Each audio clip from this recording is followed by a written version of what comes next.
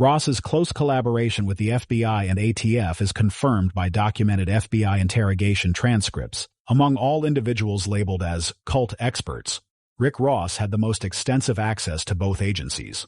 An FBI report from one of the interviews notes that Ross harbors a personal hatred toward all religious cults and is eager to assist law enforcement in efforts to destroy the cult. As a result of the Waco tragedy in 1993, 86 American citizens were shot, gassed, and burned, some alive, including elderly people, pregnant women, and 25 children, among them infants and toddlers under the age of 3. The events at Waco resembled a torture chamber created for the people trapped inside by a deranged madman. This is a well-known national tragedy, an instance where Americans, in the form of the FBI, killed other Americans after consulting with and extensively collaborating with a self-proclaimed expert, a supposed cult fighter, who, in reality, is a follower of the only truly existing destructive cult in the world today. If not for the prolonged and initial involvement of so-called anti-cult consultants in this case, the tragedy likely would never have happened.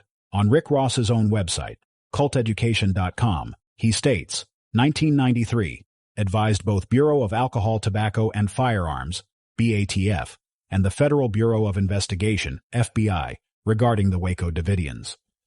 Rick Ross downplays his involvement, describing it simply as having advised. But is that really the case? Or was he a spotter who used the hands of American federal agents to kill 86 American citizens? To answer that question, let's consider the situation from another angle. Who is the person who presses the launch button, activates a missile system, and fires a rocket into a crowd that includes 25 children and 61 adults? Is this person a killer, someone who pressed the button, deliberately calculated everything, and ensured the rocket hits the target? Or is he merely an operator, a spotter who launched the system, while the missile, not he, did the killing? Another example. A person approaches someone from behind, pulls out a pistol, aims at the back of their head, and pulls the trigger. The bullet pierces the victim's skull and kills them. Who is the killer here?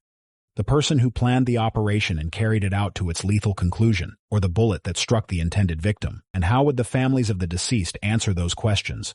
Their mothers and fathers, their children, brothers, and sisters. These scenarios mirror the Waco tragedy, where 25 children and 61 adults lost their lives.